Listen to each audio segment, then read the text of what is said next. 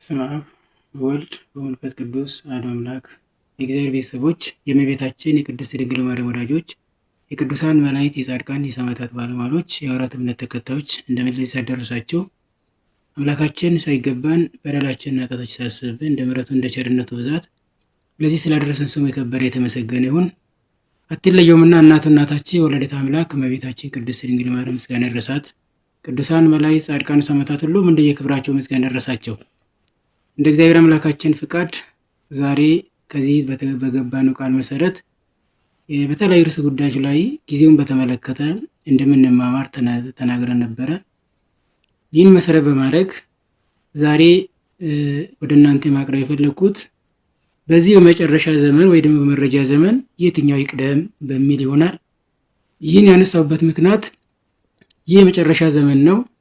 ምንም እንኳ ከጥንትም መቅደም ያለበት የታወቀ ቢሆንም በዚህ ዘመን በተለየ መልኩ በማወቅም ሊሆን ይችላል፣ ባለማወቅ አጀማመራችን ትክክል አይደለም። ካልሆነ ቦታ ጀምረናል፣ ግን ወደሆነ ቦታ መድረስ እንፈልጋለን። በዛ መሰረት ያሰብን ቦታ ሳንደርስ እንቀራለን። በስጋም ብንል በመንፈስም ብንል በሁሉም ነገራችን ውስጥ እንደ ዓለም ራሱ ብትመለከቱ ዓለም ያለሰበችበት ቦታ እየደረሰች አይደለም። እንዲሁም ደግሞ ዓለም ምንም እንኳን ዓላማ የዚህ ዓለም ወይ ደግሞ ስጋ ቢሆንም ለስጋም ደግሞ ውጤታማ ሳትሆን ስኬት ሳትደርስ ስትቀር እንመለከታለን። ለዛ ነው የትኛው ይቅደም፣ በዚህ ዘመን የትኛው ይቅደም በሚል እንማማራለን። የሚመክር የሚያስተምር እግዚአብሔር ስለሆነ እንዲያስተምረን የሱ መልካም ፈቃዱን የለም። ይህን ያልኩበት ዘመን እስካሁን ያለንበት ዘመን አሁን ያለንበት ዘመን የመረጃ ዘመን ይባላል። አንዳንዶቹ ደግሞ የእውቀት ዘመን ይሉታል። አሁን ደግሞ ዲጂታል ዘመን ይባላል። ዞሮ ዞሮ ዲጂታል ይሁን መረጃም ይሁን ሁኔታው ነው እንጂ የመጨረሻ ዘመን እንደ መረጃ ዘመን ይቆጠራል። የእውቀትም ዘመን ይሁን እውቀት ዓለም በእውቀት የምትመራበት ማለት ነው። በመረጃ የምትመራበት ዘመን ነው። ከመረጃም አልፎ ደግሞ ዓለም አሁኑ ጊዜ የውሂብ ወይ ደግሞ የዳታ ዘመን ነው የሚባለው። ዳታ ነው የሚያስፈልገው። ዛሬ ዳታ ያለው ሰው ወይ ደግሞ እውቀት ያለው ሰው ነው የሚያስፈልገው እንጂ ብዙ ሀብት ያለው ሰው ብዙ አይደነቅም። ሀብት እንግዲህ እያያችሁ ነው። እውቀት ያለው ወይ ደግሞ መረጃ ያለው ሰው ይህን ዘመን ይሻገራል። ምን ያህል እውቀት አለ፣ ምን ያህል መረጃ አለ ይባላል ማለት ነው። አሁን መረጃና እውቀት እንግዲህ በዚህ ዘመን የሚጠቅም ነገር ነው። ስለዚህ እኛል በዚህ ዘመን ምን ያህል እውቀት አለን፣ ምን ያህል መረጃ አለን በሁሉም ዙሪያ ማለት ነው። ስለሚሆነው ነገር ሊሆን ይችላል፣ ወደፊት ለሚሆነው ነገር ሊሆን ይችላል፣ እየሆነ ላለው ነገር ሊሆን ይችላል። መረጃ ሊኖረን ይገባል ማለት ነው። ስለዚህ 3 ዘመናት ናቸው ያለፉት። የመጀመሪያው የአግራሪያን ወይ ደግሞ የግብርና ዘመን ይባላል። እንዲሁም ደግሞ ከዛ የኢንዱስትሪ ዘመን መጥቷል። ከዛ አሁን ያለንበት ደግሞ የእውቀት ዘመን ይባላል ማለት ነው፣ ወይ ደግሞ የመረጃ ዘመን ይባላል። በእያንዳንዱ ዘመን ውስጥ ዘመናት የራሳቸው ታሪክ ነበራቸው። አሁን ያለንበት ዘመን የእውቀት ዘመን ነው። ቅዱስ ዳንኤል በትንቢቱ ሲናገር በመጨረሻ ዘመን ሰዎች ይመራመራሉ፣ እውቀት ይበዛል ብሏል። ይሄው እንደምትመለከቱ ሰዎች አዋቂዎች በየሚዲያው ስትመለከቱ መረጃ አለው ሰው ማለት ነው። ነገር ግን ያንን መረጃ በትክክል ይጠቀማል ወይ ነው? ያንን መረጃ በትክክል መጠቀም የምንችለው ከየት ብንጀምር ነው? ትክክለኛ መረጃው በእጃችን ያለው መረጃ በአእምሯችን ያለው መረጃ ከግብ ሊያደርሰን የሚችለው እንደ ዓለም ደግሞ እንደ ቤተሰብ ሊሆን ይችላል። ከየት ብንጀምር ነው ውጤታማ መሆን የምንችለው? ይህ የሚባለው እንግዲህ በመጽሐፍ ቅዱስ መመሪያችን መጽሐፍ ቅዱስ ነው። መጽሐፍ ቅዱስ መሰረት የሚያደርገው ምን ላይ ይመስላል? ከመጀመሪያ ጀምሮ ብትመለከቱ መንፈሳዊነትን መሰረት ያደረገ ነው። ለምን ተፈጥሮን ይከተላል መጽሐፍ ቅዱስ? እግዚአብሔር አምላካችን ለምን ይህን ዓለም ፈጠረ የሚለው ከዛ ነው መቅደም መጀመር ያለብን ማለት ነው። ለምሳሌ ፍጥረታትን ለምን ፈጠረ አምላካችን? ለምሳሌ የሰው ልጅ ለምን ተፈጠረ? እኔ ለምን ተፈጠርኩ ብሎ ሰው ማሰብ አለበት ማለት ነው። አሁን ግን ስንመለከት ለምን ተፈጠርን ራሱ የምናስተውል አይመስልም። ሰው ተፈጥሮን ካስተዋለ ምንም የሚሳነው ነገር የለም። ካሰበት ሁሉ ሊደርስ ይችላል። ለምሳሌ ሰው ልጅ የተፈጠረው ክብሩን ለመውረስ ነው። መላእክትና የሰው ልጅ የተፈጠሩት ክብሩን ለመውረስ ነው። እግዚአብሔርን አመስግነው ክብሩን ለመውረስ እስከ ዘላለም ከሱ ጋር ለመኖር ነው። ጊዜያዊ መኖሪያ ነው የምንኖረው። እኛ አሁን በዚህ ዓለም ላይ የምንኖረው ጊዜያዊ መኖሪያ ነው። እስከ ተወሰነ ጊዜ ብቻ የምንኖር ሰዎች ነን። ከዛ በኋላ ለዘላለም ከእግዚአብሔር ጋር መኖር ነው የኛ ዓላማ ማለት ነው። የተፈጠሩ ለዚህ ነው ማለት። ሌሎች ፍጥረታት ደግሞ ለምን ተፈጠሩ ከተባለ የራሳቸው ዓላማ አላቸው። ለምሳሌ የእግዚአብሔር መኖር ለመግለጥ የተፈጠሩ አሉ፣ ለመማር ማስተማሪያ የሚሆኑ አሉ፣ እንዲሁም ደግሞ ለምግበ ስጋ ለምግበ ነፍስ የሚሆኑ አሉ ፍጥረታት ለማለት ነው።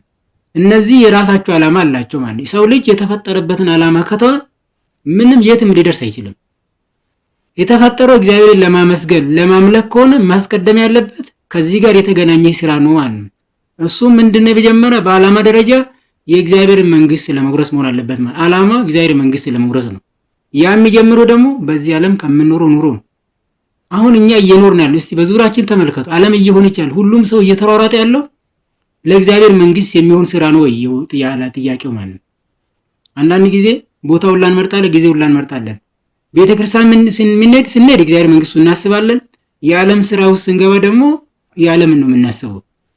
እስቲ ዝም ብላ ተማሪም ቢረስ የራሱን ቢመለከት፣ መንግስት ሰራተኛ ራሱን ቢመለከት፣ የቤተክርስቲያን ወይ ደግሞ መንፈሳዊ መምህራንም ራሳችን ብንመለከት ይለያያል። ዓለም ውስጥ ስንገባ የዓለምን ስራ፣ መንፈሳዊ ቤተክርስቲያን ስንሄድ ደግሞ ቤተክርስቲያን ዓለም መንግስተ ሰማያት የምናስበው ቤተክርስቲያን ውስጥ ብቻ ይመስላል። ነገር ግን በእያንዳንዱ ቦታ መመራት ያለብን ማስቀደም ያለብን ምንድነው? የተፈጠርንበትን ዓላማ ነው።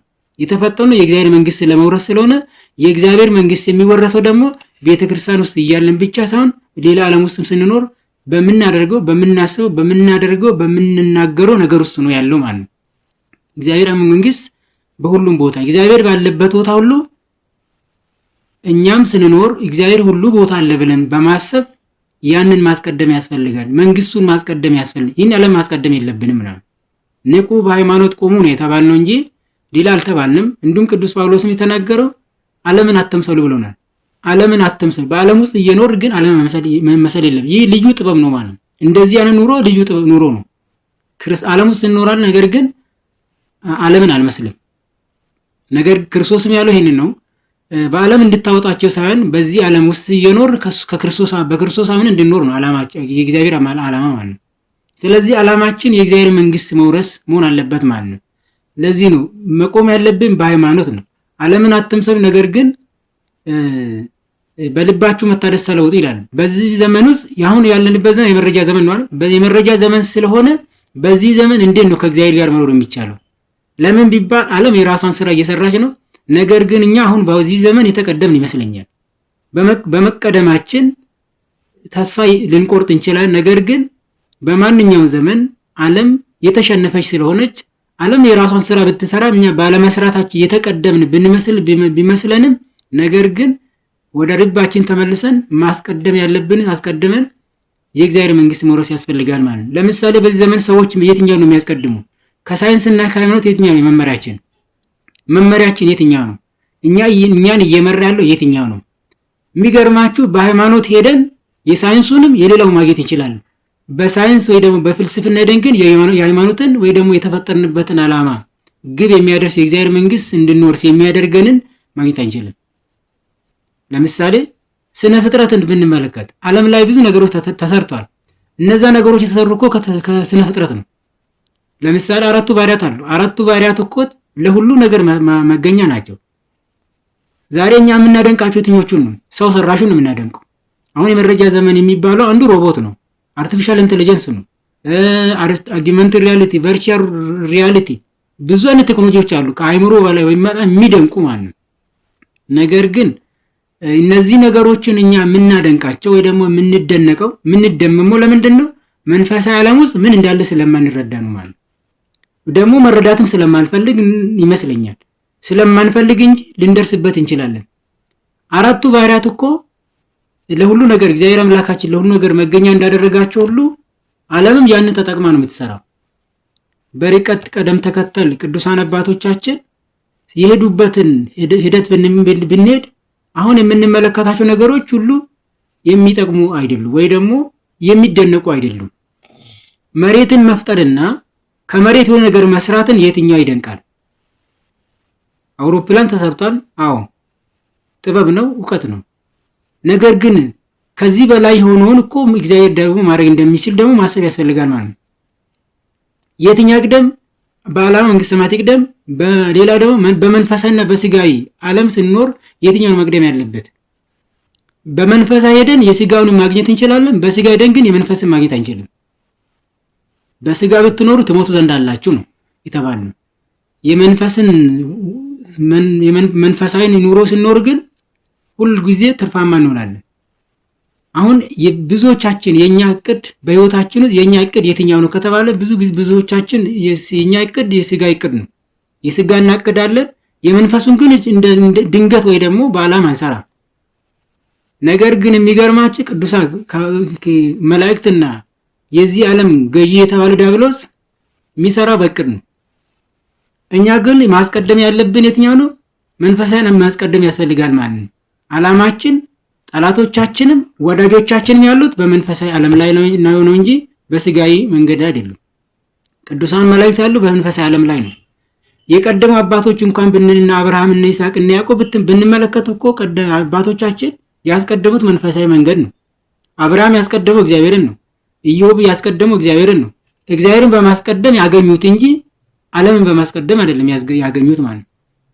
አስቀድማችሁ ጽድቁን እሹ ማለት እኮ ብዙ ነገር አለ በውስጥ ማለት ሁሉ ነገራችን መንፈሳዊ ዓለምን የእግዚአብሔር መንግስት ካስቀደም የማናገኘው ነገር የለም። በትዳር ብትሉ በዓለማዊ ብትሉ ተማሪ አሁን ለምሳሌ ተማሪ ይማራል። ነገር ግን ተማሪ ሳይንሱን ብቻ የሚመለከት ከሆነ በመንፈሳዊ ዓለም ካላደገ ሳይንሱን ራሱ መረዳት አይችልም። ለምን ቢባል በሳይንስ ውስጥ ያሉ ነገሮች እኮ ያሉት ከመንፈሳዊ ዓለም ግንዛቤ ውስጥ የወጡ ናቸው።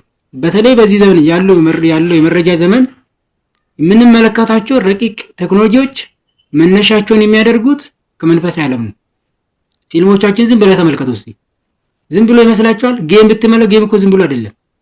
እኛን ያዝናናል። በስሜት ወይ ደግሞ በስጋ ብቻ እንመለከታለን ወይ በእውቀት ብቻ እንመለከታለን እንጂ በመንፈስ ብንመረምራቸው ብዙ ምስጢራዊ ረቂቅ ነገር አላቸው። ወይ ስለ እግዚአብሔር በውስጡ ታገኛላችሁ፣ ወይ ስለ ቅዱሳን መላእክትን ወይ የመላእክትን ወይ የቅዱሳንን ታሪክ ነው የምታገኙ። እንዴት ለምሳሌ ጦርነት ይካሄዳል። ያ ጦርነት ዝም ብሎ ጦርነት እኮ አይደለም። መጽሐፍ ቅዱስ ላይ እኮ የተደረገው ጦርነት ዝም የጦርነትን ነገር ብቻ ለመዘገብ አይደለም መጽሐፍ ቅዱስ ያን ያደረገው። እንዲህ ነው የሚመስለው የእናንተ ጦርነት የእግዚአብሔር መንግስት ለመውረስ የምታደርጉት ጦርነት ይህንን ይመስላል። በመላእክትና በሰይጣን መካከል የሚደረገው ይሄ ነው። በእናንተና በሰይጣን መካከል የሚደረገው ጦርነት ይህንን ይመስላል ነው እንጂ የጦርነት ሳይንስ ለማስተማር አይደለም።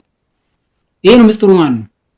ስለዚህ በዚህ ዘመን እኛ ሳይንሱን ዓለም ማወቅ የምንችለው መንፈሳዊ ዓለምን ስናስቀድም ነው። ልጆቻችን ካሁኑ ማለት ካሁኑ መንፈሳዊ ዓለምን ካላስቀደም ሳይንስ ከቀደመን የሆነ ጊዜ ልጆቻቸውን ቦታ እናገኛቸዋለን። የሚለወጥ ነው። ይህ ዓለም ይቀየራል። የማይለወጠውን መንፈሳዊን ዓለም ማስቀደም ያስፈልጋል። እውቀቶቻችን መነሻቸው ነው። ለምሳሌ ስነ ፍጥረትን ሙሉ በሙሉ ከተማርን እኮ ከተረዳን እኮ ዓለም ላይ የሚደረጉ ነገሮች ሁሉ ከስነ ፍጥረት ነው። ለምሳሌ አሁን በዚህ በአርቲፊሻል ኢንተለጀንስ በሮቦት ውሻ ሊሰራ ይችላል። መነሻውን ከየት አድርገው ነው? ከተፈጥሮ ውሻ እኮ ነው። ያን የተፈጥሮ ውሻ ያስገኘው እኮ እግዚአብሔር ነው። እኛ ግን የምንደመመው የምናደንቀው የትኛውን ነው? አናድንቅ ማለት አይደለም። ነገር ግን ተፈጥሮን በትክክል ከተጠቀምን እኛ አንታወቅም። ተፈጥሮ ነው። ተፈጥሮ በተፈጥሮ ራሱ እግዚአብሔር ሲፈጥር የተቀናጀ አድርጎን የፈጠራቸው። በአንዱ መኖር ሌሎች ይኖራሉ። ዓለም ግን ያንን ይጎላታል ማለት ነው። እኛ ስንኖር ሌሎች ይኖራሉ። ሌሎች ሲኖሩ ደግሞ እኛ ምን እንኖራለን። አንዱ ያለ አንዱ መኖር አይችልም በተፈጥሮ ማለት ነው። ይህ ድንቅ የእግዚአብሔር ስራ ነው። ዓለም ግን ይህንን ባለማድረግ ብዙ ነገር ታደርጋለች። የሆነ ነገር ታመጣና ከዛ ያ ነገር ደግሞ ሌላ ችግር ሲፈጥር ታገኛላችሁ። ያችሁ ብዙ ጊዜ ይሄ ነው የምናገኘው ማለት ነው። ስለዚህ ማስቀደም ያለብን መንፈሳዊን ዓለም ነው። በዓላማ ደረጃ መንፈሳዊን ዓለም ማስቀደም ያለብን። ስለዚህ ልጆቻችን ለምሳሌ በዚህ ዘመን በምን ይደጉ? ትኩረታችን ምኑ ላይ ነው?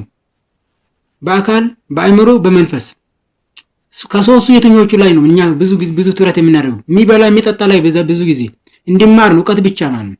ነገር ግን በመንፈስ በጾም በጸሎት በስግደት መንፈሳዊ ዓለም እንዲለማመድ ከመጀመሪያ አናደርግም ብዙዎቻችን ማለት ነው። ይህንን ባለማድረጋችን የሆነ ጊዜ በልጆቻቸው ወይ ደግሞ በዚህ በሚመጣ ትውልድ ደስተኛ ላንሆን እንችላለን ማለት ነው። ለምን? በመንፈሳዊ ዓለም ውስጥ የቆመ ሰው ሁሉ ነገር መመልከት ይችላል። በሳይንሱ ወይ ደግሞ በዚህ ዓለም ውስጥ የቆመ ግን ብዙ ነገር የተጋረደበት ይሆናል። ስለዚህ በማደግ ደረጃ እኛም ልጆቻችንን በመንፈስ ማደግ ላይ ቢናተኩር ይህንን ጊዜ ማለፍ እንችላለን። ካልሆነ ግን በመጣ ቴክኖሎጂ ብቻ እየተደነቅን እየተገዛ መኖር እንጀምራለን። በማወቅ ደረጃ ደግሞ ነገሮችን ማወቅ ያለብን እየሆነ ያለው ነገር ስንመረምር በእውቀት ብቻ እንመርምር። በእውቀት ብቻ የምንመረምር ከሆነ አንደርስበትም። ለምን? ነገሮቹ ከመንፈሳዊ ዓለም የመጡ ስለሆነ እውቀታችን ደግሞ የተገደበ ስለሆነ በመንፈስ ነገሮቹ ሳንረዳ እንቀራለን ማለት ነው። የሆነ ነገር ሲደረግ ዓለም ላይ ሲከሰት ይህ ነገር ለምን ሆነ ብሎ መጠየቅ ያስፈልጋል። በዚህ ዘመን ማለት ነው። ለምን ሆነ? እንዴት ለሆነ? ምን እንደሆነ ልናውቅ እንችላለን። ነገር ግን እንዴት እንደሆነ ከማወቅ በላይ ለምን እንደሆነ መመርመር ያስፈልጋል ማለት ነው። ብዙዎቻችን ነገር ይከሰታል፣ ስለዛ ነገር ብቻ እናወራለን። ነገር ግን ያ ነገር ለምን እንደተከሰተ አንመረምርም። መመርመር ያለብን በመንፈስ ነው ማለት ነው። በመንፈስ ማለት ይህ በእግዚአብሔር ዘንድ እንዴት ይታያል ማለት ነው። ስለ ዓለም ሊሆን ይችላል፣ ስለኛ ኑሮ ሊሆን ይችላል፣ ስለ ሀገራችን ሊሆን ይችላል። በእግዚአብሔር ዘንድ እንዴት ይታያል? እግዚአብሔር ምን ይላል እንጂ ሰዎች ብዙ ሊሉ ይችላሉ። በራሳቸው ብዙ ነገር ይችላል እንትና እንዲህ ያለ ልንል እንችላለን። ነገር ግን እግዚአብሔር ምን ይላል? ያ ነው የሚያራምደን ማለት ነው።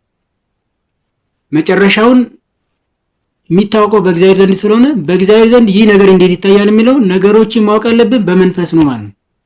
በመንፈስ ስናድግ ነው። በመንፈስ ካደግ በመንፈስ ማወቅ እንጀምራለን። ስለዚህ ይህን ዘመን ማለፍ የሚቻለው በመንፈስ ማወቅ ሲቻል ነው። በመንፈስ እንድናውቅ ልጆቻችን በመንፈስ እንዲያውቁ በጾም በጸሎት ነገሮች እንዲረዱ ማድረግ። ለምሳሌ በትዳር ዓለም ሰዎች የትዳር አጋሩ ማወቅ የሚችለው በመንፈስ ብቻ ነው። በስጋ እኮ ጥሩ መስሎ ሊታይ ይችላል። እሷም መልካም መስላ ልትታይ ትችላለች። ባሏም ወንዱም ጥሩ መስሎ ሊታይ ይችላል። ነገር ግን ያ በእግዚአብሔር ዘንድ እንዴት ይታያል? እውነተኛው መገለጫው እሱ ነው። ዓለም እኮ በአሁኑ ጊዜ ብዙ ነገር ምርመራ ታደርጋለች። የተለያዩ ቴክኖሎጂ ተጠቅማ ትመረምራለች። ስለዛ ነገር ትክክለኛ ምንነት ማለት ነው። በመንፈስ ካልሆነ በቀር በስሜትና በአእምሮ የምንደርስበት ነገር የለም። ማስቀደም ያለብን መንፈሳዊ ነው። በመንፈስ ማወቅ ያስፈልጋል ማለት ነው። ሌላው ደግሞ በመስራት ደረጃ ነገሮችን ስንሰራ በእውቀት ወይ ደግሞ በመናገርና በድርጊት ብቻ ሳይሆን ነገሮችን በመንፈስ ደግሞ መስራት ያስፈልጋል ማለት ነው። ለምሳሌ ጥያቄዎች ይነሳሉ። ጥያቄዎች በአሁኑ ጊዜ የሚመለሱ በእውቀት አይመለሱም። ለዘመናት ሊቃውንት ደክመዋል። ይኸው ጥያቄ ዛሬም እኮ አለ። በእውቀት ደረጃ በስሜት ደረጃ ሊሆን ይችላል፣ በአካል ደረጃ። አሁን ለምሳሌ አንድ ችግር ሲፈጠር በአካል መልስ የምንሰጥ ከሆነ ብዙ የምናተርፈው ነገር የለም። በአካል ሲባል ለምሳሌ ጦርነት ሊሆን ይችላል፣ የተለያየ አጸፋ መመለስ ሊሆን ይችላል። ይሄ አካላዊ ነው፣ አካላዊ መልስ ነው ማለት ነው። ሌላ በእውቀት ደረጃ ከሆነ ክርክር ነው። ሰው ደግሞ በተረዳው ነገር ሊሆን ይችላል። መጨረሻ ግን ትክክለኛ መንገዱ ምንድነው? በመንፈስ መሆን ያስፈልጋል ማለት ነው። አንድ ሰው ወደ ሃይማኖት ለመመለስ መጠቀም ያለብን በመንፈስ ነው። እስቲ ያንን ሰው በእውቀት ብቻ መመለስ አይቻልም። በአሁኑ ጊዜ ሰው ከሃይማኖት የሚወጣ እኮ በእውቀት ማለት ብቻ ሊሆን አይችልም። እያውቃል፣ ነገር ግን ከሃይማኖት ውጭ ይሆናል። ለምንድን ነው? እውቀት አንሶት ነው? አይደለም። በመንፈሳዊ ዓለም ከን ይህ ሰው መንፈሳዊ መፍትሄ ሊያስፈልገው ይችላል። ስለዛ ሰው በመጸለይ ሊሆን ይችላል። ስለዛ ሰው በመጾም ሊሆን ይችላል። ሱባኤ በመያዝ ሊሆን ይችላል። ያን ጊዜ ትክክለኛ መልስ ልናገኝ እንችላለን ማለት ነው። መፍትሄው ምንድነው? ወይ ደግሞ በአጠቃላይ ይህ ያመጣው ፈተና ምንድነው? በተለይ ነገሮችን መቅደም ያለበትን ባለማስቀደም ምንድነው ትውልዱ ላይ ያመጣው? በእግዚአብሔር አለማመን አምጥቷል ማለት ነው። በእግዚአብሔር የሚሆኑ ነገር ብዙዎቻችን እየሆነ ያለውን ወይ ደግሞ በእግዚአብሔር አናምንም፣ በቅዱሳን ታሪክ አናምንም። ቅዱሳን እኮ እንዲያደረጉ እግዚአብሔር እኮ እንዲያደረገ የሚለውን ዛሬ ተረት ይመስለናል። ገድላትና ድርሳናት እኮ የተጻፉት ለኛ ምሳሌ እንዲሆኑ ነው እንጂ መጨረሻ በቃ እነሱ ናቸው ብቻ ናቸው ማለት አይደለም። በዚህ ዘመን እግዚአብሔር ይሰራል፣ ቅዱሳንም ድንቅ ስራ ይሰራሉ። እመቤታችን ድንቅ ስራ ታምር ታደርጋለች። በዚህ ዘመን ግን ያልተጻፈ ወይ ደግሞ ያ ብቻ እንደ ናሙና የተጻፈ ለምንድን ነው? ለኛ በዚህ ዘመን ላለ ሰዎች ምሳሌ እንዲሆኑ የህይወት መመሪያ እንዲሆነን ነው። በተለይ በዚህ በመረጃ ዘመን ነገሮች ሁሉ ያወቅን ይመስለናል፣ እንንቃለን። ዓለም እየሰራች ያለችው መንፈሳዊ ዓለም ከሚሰራ በላይ የሆነ ይመስለናል። ነገር ግን በዓለም ዘንድ በመንፈሳዊ ዓለም ዘንድ ምንም አይደለም። ይሄ አሁን እየሆነ ያለው ማለት ነው ጥቂቱ ነገር ነው። የምናደንቃቸው ነገሮች በተፈጥሮ ካሉ ነገሮች ውጪ የሚበልጡ አይደሉም ነው። ሰው ሰራሹን ማድነቅ አምጥቷል። እንደ ነገሮችን የሚቀድሙ ባለማስቀደማችን ሰው ሰራሹን ማድነቅ ትውልዱ እየሆነ ያለውን የሚያደንቀው በእጁ ላይ ያለውን ነው የሚያደንቀው፣ በስልኩ ላይ ያለውን ነው የሚያደንቀው፣ በኢንተርኔት ላይ ያለውን ነው የሚያደንቀው። የተሰሩት የተለያዩ ስራዎችን ነው የሚያደንቀው። አድንቅ ማለት አይደለም። ነገር ግን ከዚህ የሚበልጣል። በመንፈስ ዓለም ነው ነገሮቹ የሚመዘኑ ማለት ነው።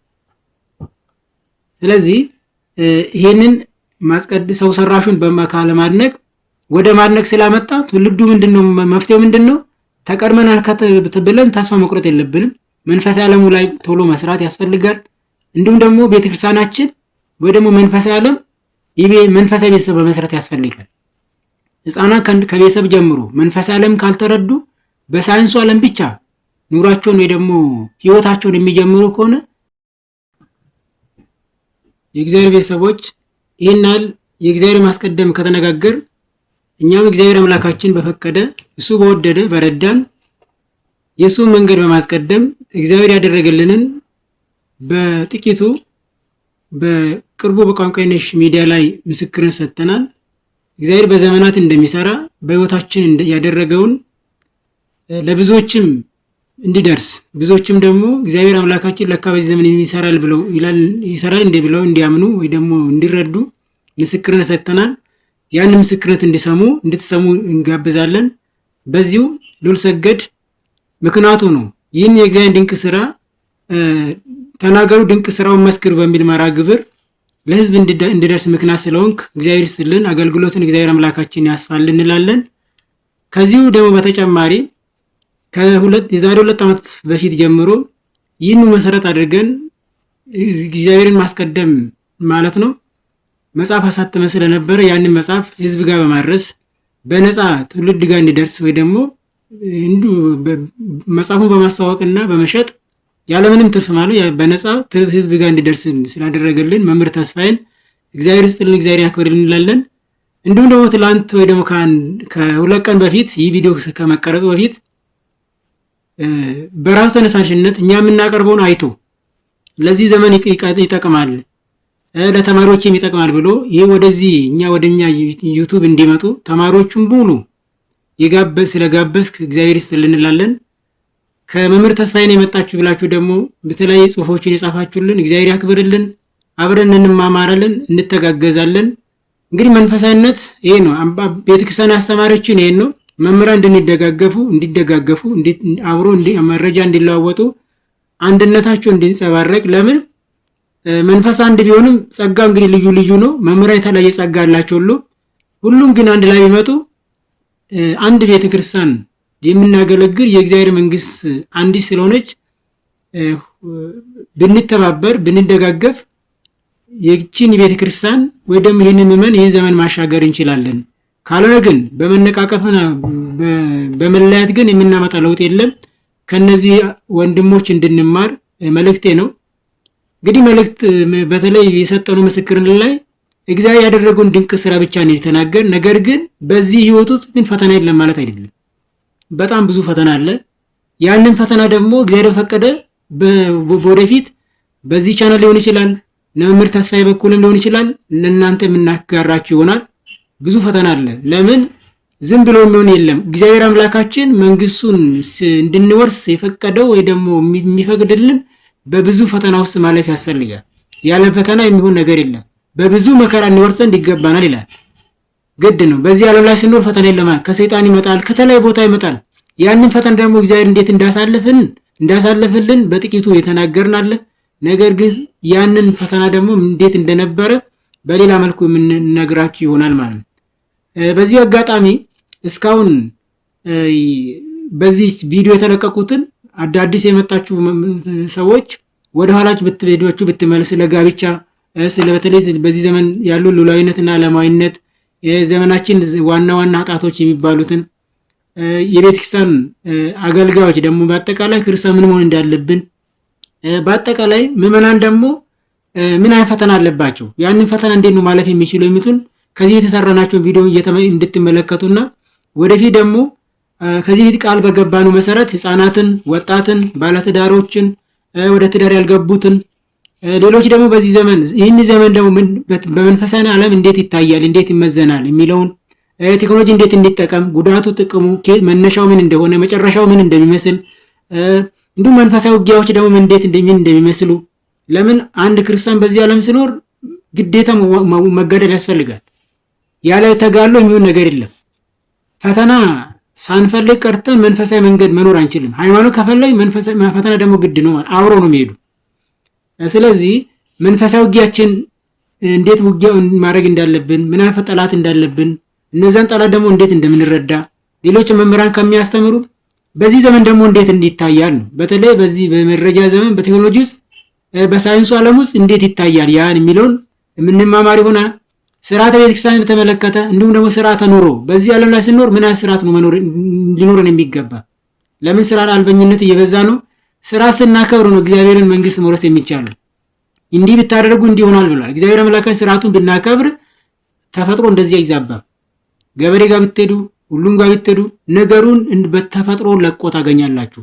ያ ለምን ከተባለ ከኛው ከራሳችን የጠፋ ጥፋት ስላለ ነው። ስለዚህ ዛሬ ይህንን ለመናገር ነው የመጣሁት። በሚቀጥሉ የተለያዩ ርዕሰ ጉዳዮች ላይ እናንተ በምትጽፉልን በምትሰጡ ሀሳቦች ላይ ዓለምን እየሆነች ያለውን ነገር ደግሞ እያየን ጊዜውን በተመለከተ ከዚህ ፊትም ብለናቸዋል። እኛ ዓላማችን ማስተማር አይደለም፣ አዲስ ነገር መንገር አይደለም። በዚህ ዘመን ያለውን ጥቆማ መስጠት ነው። ይህ እኮ እንደዚህ ነው ብለን ከመንፈሳዊ ዓለም በማየት እውቀትን መሰረት በማድረግ መንፈስን መሰረት በማድረግ ትውልዱን ማንቃትና ማስጠንቀቅ ነው። ቀድመን በማወቅ እየሆነ ያለውን በማወቅ ወደፊት ደግሞ ሊሆን ያለውን በማስረዳት መረጃ መስጠት ስለሆነ ለሌላው ደግሞ ሊቃውንት አሉ፣ መምህራን አሉ። ከመምህራንም ከሊቃውንቱ እየሰማን ትውልዱን እያነቃን እንሄዳለን ማለት ነው። ለዛሬ ያለን ይህን ይመስላል። እግዚአብሔር አምላክ ከሁላችን ጋር ይሁን። ወስብሐት ለእግዚአብሔር ወለወላዲቱ ድንግል ወለመስቀሉ ክቡር። ይቆየን።